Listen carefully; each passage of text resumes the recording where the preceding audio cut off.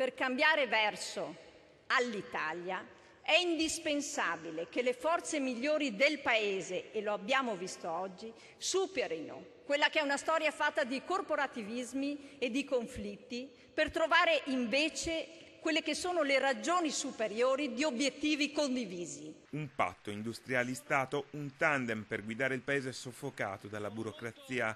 La numero uno degli industriali della provincia di Treviso, Maria Cristina Piovesana, lancia la proposta dal palco, mentre seduto in prima fila ad ascoltare c'è il Presidente del Consiglio che annuisce, sposa il concetto, ampliandolo e riprendendolo più volte nella sua analisi.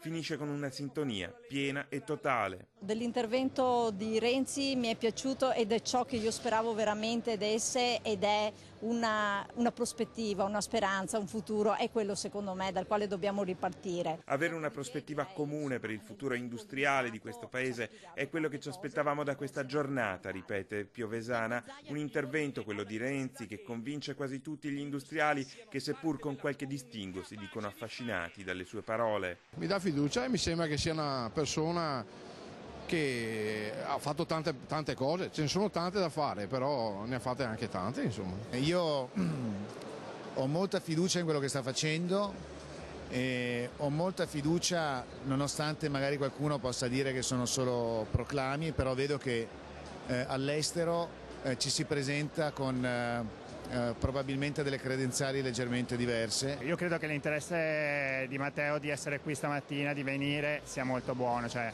è un segnale che lui è vicino, che è presente, che riesce a dividersi su 1000 fronti e non mancare appuntamenti importanti come questo. Sta andando nel verso giusto, bisogna però intervenire di più nelle imprese e meno nelle chiacchiere. Anche la riforma del Senato è importante, però è importante pensare a un progetto industriale per l'Italia. Io lo vedo con grande fiducia e secondo me è l'ultimo politico che può salvare l'Italia dal disastro. Non c'è proporzione tra la forza lavoro veneta e la percentuale e quindi direi molto bene, era un qualcosa che chiedevamo da tempo e Renzi l'ha attuato, quindi grazie per questa opportunità. Renzi a me mi piace da matti, sa parlare, sa fare, però per tutti non si mai.